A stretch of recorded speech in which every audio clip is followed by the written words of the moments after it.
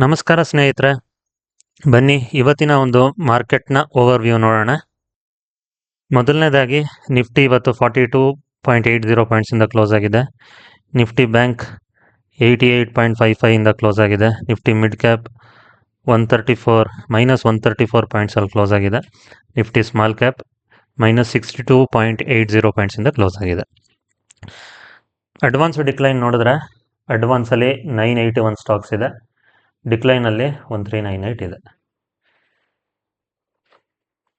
ಇನ್ನು sectoral performance ನೋಡಿದ್ರೆ Nifty FMCG 0.82% close ಆಗಿದೆ. Nifty IT 0.44, Nifty PSU bank ಸ್ವಲ್ಪ ತಕ್ಕ ಮಟ್ಟಿಗೆ ಪ್ರದರ್ಶನ ಚೆನ್ನಾಗಿ ಮಾಡಿದೆ. ಉಳಿದಂತೆ ಇನ್ನೆಲ್ಲ ಸೆಕ್ಟರ್ಗಳು ಇವತ್ತು ಅಷ್ಟಕ್ಕಷ್ಟೇ. ಸೊ ಹೀನಾಯವಾಗಿ ಪರ್ಫಾರ್ಮ್ ಮಾಡಿರೋ ಸೆಕ್ಟರ್ಗಳಲ್ಲಿ ನಿಫ್ಟಿ ರಿಯಾಲ್ಟಿ, ಆಟೋ, ಮೀಡಿಯಾ ಇವೆಲ್ಲವೂ ಸೇರ್ಕೊಂಡಿದೆ. ಓಕೆ,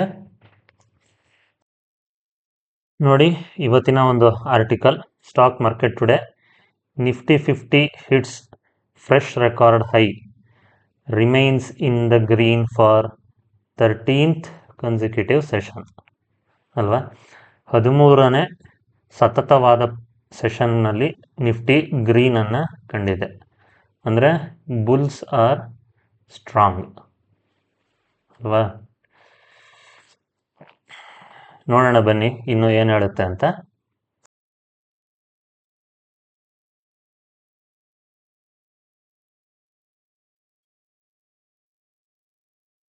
ನೋಡಿ, so however gains var capped amid weak global cues.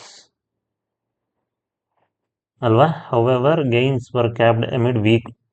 So global ಮಾರ್ಕೆಟಲ್ಲಿ ಯಾವುದ್ಯಾವುದೋ, ಇಂಗ್ಲೆಂಡ್ದು FTSE ಮಾರ್ಕೆಟ್ ಇದೆ, ಫ್ರಾನ್ಸ್ದು CSE ಇದೆ, ಜರ್ಮನ್ದು DAX ಇದೆ.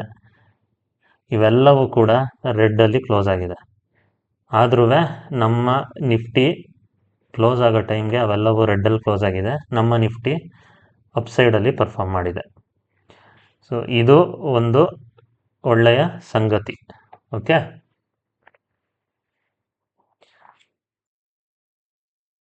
ನೋಡಿ ಇಲ್ಲಿ ಇವಾಗ ನಿಮಗೆ ಒಳ್ಳೆ ನ್ಯೂಸು, ತುಂಬ ಇಂಪಾರ್ಟೆಂಟ್ ನ್ಯೂಸು ಹೊಂದಿದೆ. The market is now focus on the US macro data. ಎಲ್ಲ ಅಮೇರಿಕನ್ ಮಾರ್ಕೆಟ್ ಮೇಲೆ ಇವಾಗ ನಿಂತಿದೆ. US ಜಾಬ್ ರಿಪೋರ್ಟು ಈ ವೀಕ್ ಹೊರಗಡೆ ಬೀಳುತ್ತೆ. ಮತ್ತು ಅದು ಯಾವುದ್ರ ಮೇಲೆ ಪರಿಣಾಮ ಬೀಳುತ್ತೆ? ಫೆಡ್ ರೇಟ್ ಕಟ್ಸ್ ಮೇಲೆ ಪರಿಣಾಮ ಬೀಳುತ್ತೆ ಅಲ್ವಾ. US ಜಾಬ್ ರಿಪೋರ್ಟು ತುಂಬ ಚೆನ್ನಾಗಿ ಬಂದರೆ ಫೆಡ್ ರೇಟ್ ಕಟ್ ಮೇಲೆ ಇನ್ನೂ ಎಕ್ಸ್ಪೆಕ್ಟೇಷನ್ಸ್ ಜಾಸ್ತಿ ಆಗುತ್ತೆ. ಇಲ್ಲಾಂದರೆ ಎಕ್ಸ್ಪೆಕ್ಟೇಷನ್ಸ್ ಮಿಸ್ ಆಗುತ್ತೆ. ರೇಟ್ ಕಟ್ ಏನಾರು ಆಗಲಿಲ್ಲ ಅಂತ ಅಂದ್ಕೊಳ್ಳಿ,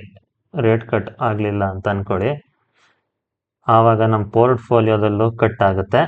ಸ್ಟಾಕ್ ಮಾರ್ಕೆಟಲ್ಲೂ ಒಂದು ದೊಡ್ಡ ಡೌನ್ ಸೈಡನ್ನೇ ನಾವು ನೋಡ್ಬೋದು ಅಲ್ವಾ.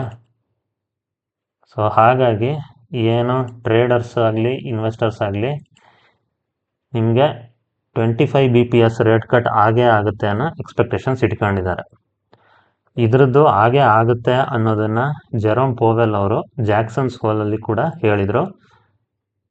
ಸೊ ನೋಡೋಣ ಈ ಡೇಟಾನು ಚೆನ್ನಾಗಿ ಬಂದರೆ ಯಾವ ಥರ ಪರ್ಫಾರ್ಮ್ ಮಾಡುತ್ತೆ ಅಂತ.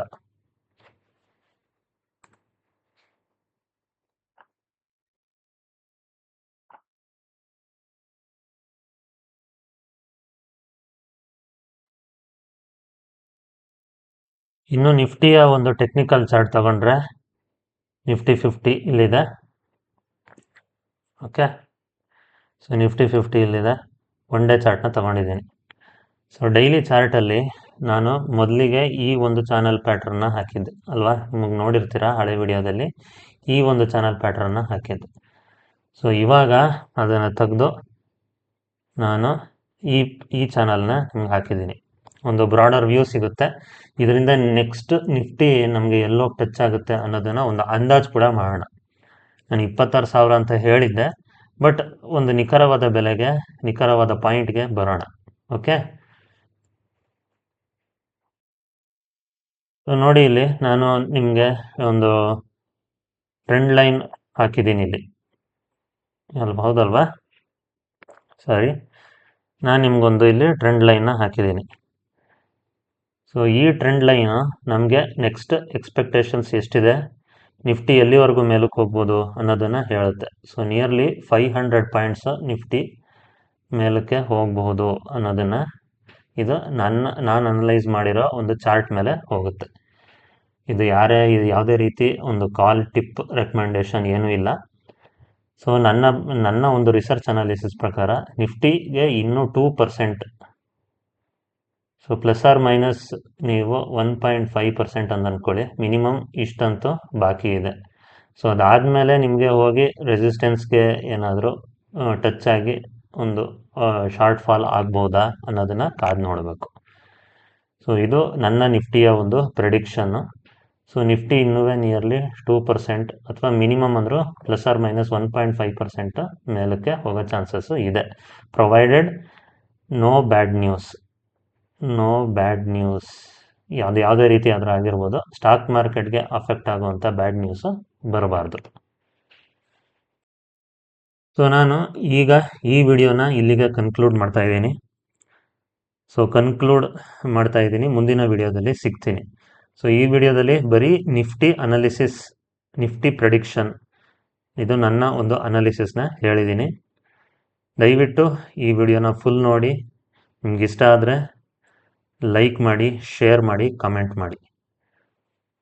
ಖಂಡಿತ ಮುಂದಿನ ವಿಡಿಯೋದಲ್ಲಿ ಸಿಗ್ತೀನಿ. ಅಲ್ಲಿವರೆಗೆ ಟಾಟಾ, ಬಾಯ್ ಬಾಯ್.